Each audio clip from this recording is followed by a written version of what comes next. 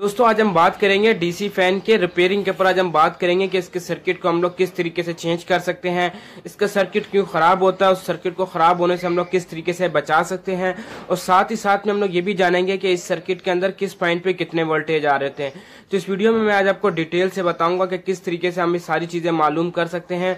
तो video start करने से पहले मैं आपको बता देता हूँ कि अगर आप मेरे चैनल पर नए हैं तो मेरे चैनल को सब्सक्राइब कर देना, बेल आइकन को जरूर दबाना ताकि हर आने वाली लेटेस्ट वीडियो का नोटिफिकेशन आपको मिल जाया करे। तो बढ़ते हैं वीडियो की जाने। तो दोस्तों आज इस डीसी फैन के अंदर हम लोग इस सर्किट को इंस्टॉलेशन करेंगे, किस तरीके से हम लोग इसको इंस्टॉलेशन कर सकते हैं और इसके अंदर हम लोग क्या क्या चीज़ें मालूम करेंगे वो इस वीडियो में आज आपको डिटेल से बताऊंगा। तो दोस्तों सबसे पहले तो हमारा जो स्टेप होना चाहिए वो ये है कि हम लोग इस खराब सर्किट को बाहर निकालते हैं और इसको चेक करते हैं कि इसमें क्या फॉल्ट आया हुआ था और फॉल्ट किस वजह से आता है। तो मैं जल्दी से इस पंखे के अंदर से इस सर्किट को निकाल लेता हूँ और निकालने का तरीका भी आपसे शेयर करते हैं कि किस तरीके से हमने निकालना है। तो सबसे पहले इसको निकालने का जो तरीका है वो ये है कि इस कप को हम लोगों ने ऊपर की तरफ करना है और ये वाला जो कप है यहाँ से हम लोगों ने इसको रॉड को घुमाना है जोर से। इसमें एक रॉड लगी होती है वो मैंने निकाल ली थी पहले से ही ताकि आसानी हो जाए। यहाँ पे हम लोगों ने इसको ओपन कर लिया, तो इसको हम लोग कर लेंगे साइड पे फिलहाल। तो हम निकालेंगे इसके ख़राब सर्किट को बाहर, इन कपड़ों को भी हम लोग निकाल देंगे, इस साइड पे रख लेंगे। तो ये दोस्तों हमारा जो ख़राब सर्किट है ये रहा। तो इसकी मैं वजह बताता हूँ ख़राब होने की क्या वजह हो सकती है। मैं थोड़ा कैमरे को आगे कर लेता हूँ थोड़ा अपने। तो दोस्तों यहाँ पे इसके ख़राब होने की वजह ये होती है कि ये पूरी सर्दियों के बाद ये अभी इस टाइम पे हमारे पास आया ये सर्किट। तो आप ये देख सकते हैं कि जो धूल मिट्टी इसके ऊपर लगी हुई है, उसके बाद जब इसको ऑन किया गया तो इसमें कुछ स्पार्क हुए हैं। तो अब वो स्पार्क किस जगह पे वो अगर आप गौर से देखें तो ये हमारे पास जो है ये सर्किट, ये जो पोर्शन है ये जल चुका है कम्प्लीटली। और साथ ही साथ में इसके जो ये मेन जो ट्रांजिस्टर, इधर भी हमारे पास जो ट्रांजिस्टर छोटे दिए हुए हैं ये भी जल चुके हैं। यानी कि ये सर्किट जो है अभी रिपेयर के काबिल नहीं है, सर्किट कम्प्लीटली हमारा जो डेड हो चुका है। तो इससे जो हम बच सकते हैं, जब भी आप इस पंखे को इंस्टॉलेशन करें तो जो ये कप हमारा होता है, ये कप हमारा इसके अंदर सर्किट आता है, तो इस सर्किट के अंदर आप कोई फोम लगा दें ताकि उस सर्किट के ऊपर जो फोम आया वो होगा उसकी वजह से जो मिट्टी वगैरह होगी वो फोम के ऊपर ही गिरती रहेगी और काफ़ी अरसे के बाद वो जमेगी नहीं। जब जमेगी नहीं, जब भी पंखा हमारा चलता है, जो नमी वगैरह होती है वो सर्किट को डैमेज करती है। जो नमी होती है वो सबसे ज़्यादा हमारे जो डीसी इलेक्ट्रॉनिक सर्किट होते हैं उनको वो डैमेज कर देती है। क्योंकि धूल मिट्टी आई है वो इसके ऊपर नहीं आगे गिरेगी। इसके ऊपर पहले आप कपड़ा रख दें और कपड़ा रखने के बाद ऊपर से आप एक फोम दें ताकि हमारा जो सर्किट है वो सेव रहे, सर्किट आपके यूज़ के काबिल हो। तो इस वजह से ये हमारा जो सर्किट है ये डैमेज हो गया। तो अब हम लोग इसकी जगह पे इस्तेमाल करेंगे ये वाला नया सर्किट। तो इस पे हम लोग कुछ चीज़ें भी जानेंगे। तो यहाँ पे ये हमारे पास दिया हुआ है एक रिमोट कंट्रोल सेंसर दिया हुआ है। उसमें जो पॉइंट हमारे पास है, ये जो हमारे पास है दो, हमारे पास ये एसी सप्लाई के जहाँ पे हम लोग एसी सप्लाई देंगे। ये हमारे पास डीसी सप्लाई है और ये हमारे पास स्विच है। अगर ये हम लोग खुला रखेंगे तो हमारा जो सर्किट है वो काम नहीं करेगा। जब भी हम लोगों ने इसको चलाना तो इसको स्विच को करना है, ये स्विच हमारा यहाँ पे इसको हम लोग मिला देंगे और ये स्विच हमारा काम करना शुरू हो जाएगा। तो इस पे हम लोग कुछ पॉइंट से देखेंगे। तो मैं यहाँ पे वोल्टेज देता हूँ और वोल्टेज देने के बाद मैं इन पॉइंटों पे चेक करता हूँ कि इन पॉइंटों पे हमें कितने कितने वोल्टेज मिल रहे हैं। इन केस कल को कोई प्रॉब्लम आती है किसी सर्किट के अंदर तो हमें एक चीज़ मालूम हो कि इस जगह पे हमें कितने कितने वोल्टेज मिलने चाहिए। तो दोस्तों अगर यही ट्रिक्स अगर आप एक नए सर्किट के ऊपर जब भी आप काम करने लगे तो उनके ऊपर कुछ मेन जगह पे आप इनके जो पॉइंट्स हैं जिधर हमें सप्लाई मिलती है उस जगह पे सप्लाई चेक कर लें कि क्या क्या सप्लाई आती है। कल को इनकेस कोई मसला आता है तो आपको पता हो कि यार इस पॉइंट पे इतने वोल्टेज आने चाहिए ताकि हमें मालूम हो। तो मैं जल्दी से सबसे पहले इसको सीरीज पे लगाता हूँ और चेक करता हूँ कि इस पॉइंट पे हमें कितने कितने वोल्टेज मिल रहे हैं ताकि कल को इनकेस कोई मसला होता है तो हमें पता हो कि इस पॉइंट पे इतने वोल्टेज मिलने हैं। अगर वो ना मिल रहे तो हमें पता चल जाता है कि ये हमारा सर्किट डैमेज है। तो मैं यहाँ पर लगा लेता हूँ सीरीज वायर।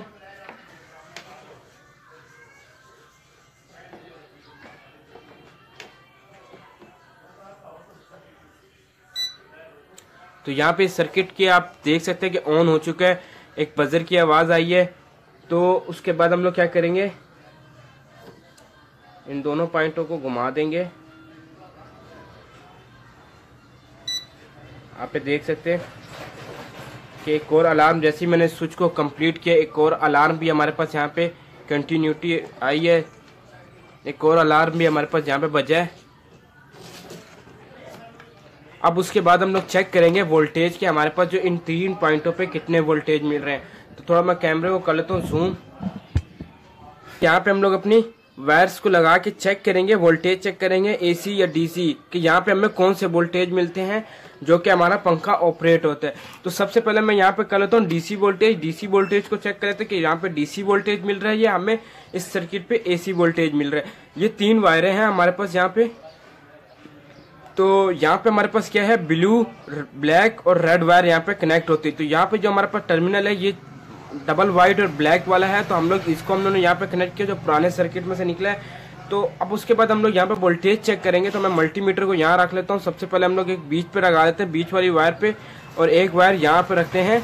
तो यहाँ पे हम लोग वोल्टेज चेक कर लेते हैं कि कितने वोल्टेज हमारे को एसी के मिल रहे हैं। तो ये आप देख सकते हैं कि यहाँ पे हमारे को मिल रहे हैं 10.8, 10.8 और 11 वोल्टेज पे हमें यहाँ पे जा रहे हैं। और यहाँ पे जो हमें वोल्टेज मिल रहे हैं वो एसी मिल रहे हैं। तो दोस्तों यहाँ पे हमें ये सोचने वाली बात है कि जो हमारा जो डीसी पंखा है उसको जाके कितने वोल्टेज एसी मिलते हैं। तो ये आप देख सकते हैं। तो इसी तरीके से इस वाली वायर को चेक करते हैं, इन दोनों वायरों को। तो इधर भी हम लोग देखते हैं तो हमारे को एसी सप्लाई यानी कि 10 वोल्ट तक यहाँ पे हमारे को एसी वोल्टेज मिल रहे हैं। तो इसी के साथ अगर हम लोग इस वोल्टेज को, इस वाली देखे लाइन को, आप डायग्राम देख सकते हैं कि जो एक डायग्राम आपके सामने आ रही है एलसीडी के ऊपर कि किस तरीके से मैं इसके कनेक्शन चेक कर रहा हूँ।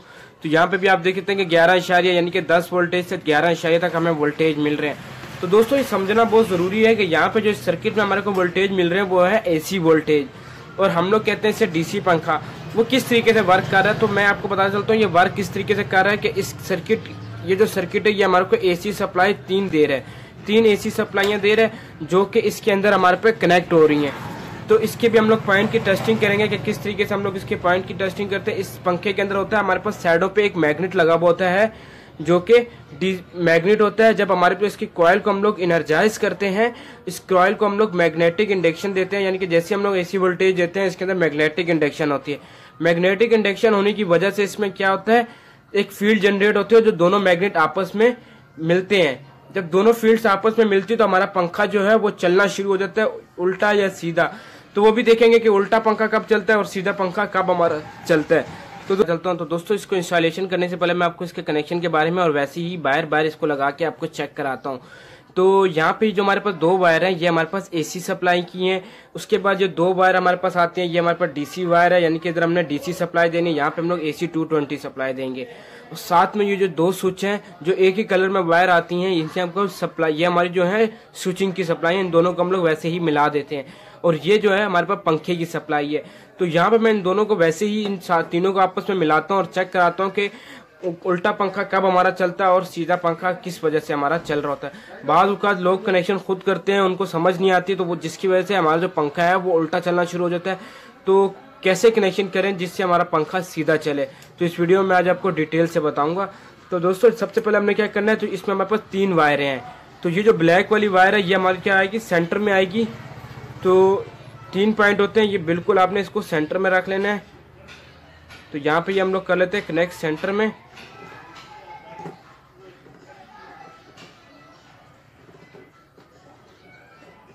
अब उसके बाद हमने क्या करना है, ये 2 वायर पड़ी है, इनको आप चाहे इधर लगा दें चाहे उधर लगा दें। तो दोस्तों उसके बाद ये हमारे पास 2 वायर बची हैं, ब्लू और रेड। तो फिलहाल मैं इसको एक राइट साइड पे लगा रहा हूँ और एक लेफ्ट साइड पे लगा देता हूँ।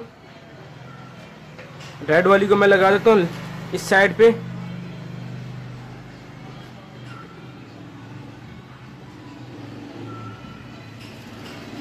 उसके बाद मैं इस पंखे को सप्लाई दूंगा और चेक करेंगे कि पंखा हमारा किस डायरेक्शन पे हमारा ऑन हो रहा है। तो यहाँ पे मैंने अब इसको सप्लाई देता हूँ 220 की। जैसे ही मैं लगाऊंगा तो एक बजर हमारे पास अलार्म करेगा। तो ये देख सकते हैं कि पंखा हमारा चलना शुरू हो गया।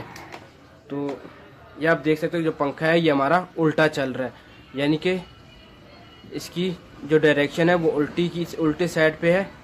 तो अब इसको हमने सीधी साइड पे किस तरीके से करना है तो वो भी मैं आपको दिखाता हूँ किस तरीके से हम लोग इसकी डायरेक्शन चेंज करेंगे। सबसे पहले मैं इसके यहाँ से सप्लाई को रिमूव कर देता हूँ। आपने क्या करना है, आपने ये करना है जो ब्लू और रेड वायर है उनको आपस में तब्दील कर देना है। तो यहाँ से मैं रेड को रिमूव करता हूँ तो ब्लू साइड पे, तो रेड वाली को मैं ब्लू पे लगा रहा हूँ और ब्लू वाली को मैं रेड पे कनेक्ट कर देता हूँ। तो दोस्तों अब मैंने इसके कनेक्शन चेंज कर चुका हूँ। तो उसके बाद अब मैं इसको चेक करता हूँ चला के।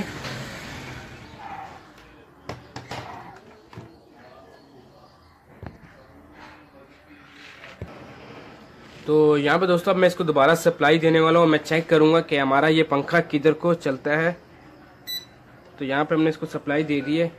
तो यहाँ पे ये हमारा स्टार्टअप ले रहा है। आप ये देख सकते हैं किस तरफ को ये रोटेट कर रहा है, यानी कि सीधे हाथ की तरफ चलना शुरू हो गया है। तो ये स्पीड पकड़ लिया इसने।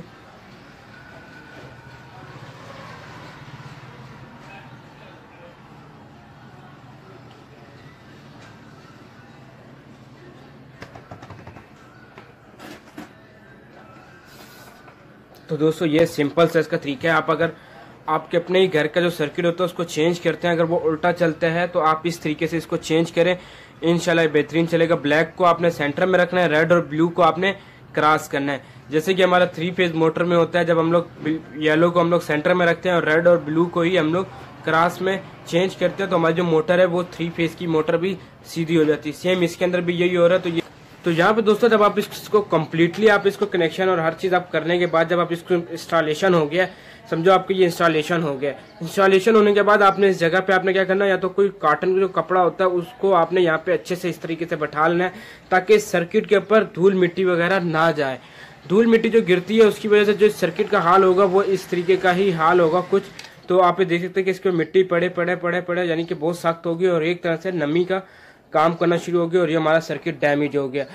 तो दोस्तों अगर इलेक्ट्रॉनिक्स और रेफ्रिजरेशन के मतलब किसी किस्म का कोई सवाल हो तो आप कमेंट्स बॉक्स में पूछें, रिप्लाई इंशाल्लाह मैं उसको ज़रूर करूंगा। अगर किसी टॉपिक के ऊपर वीडियो बनानी है तो आप कमेंट्स में बताएं उस टॉपिक के ऊपर, किस टॉपिक के ऊपर वीडियो बनानी है, मैं इंशाल्लाह उस टॉपिक के ऊपर वीडियो भी बनाने की कोशिश करूँगा। दोस्तों इसी साथ दीजिए मुझे इजाज़त। खुदा हाफिज़।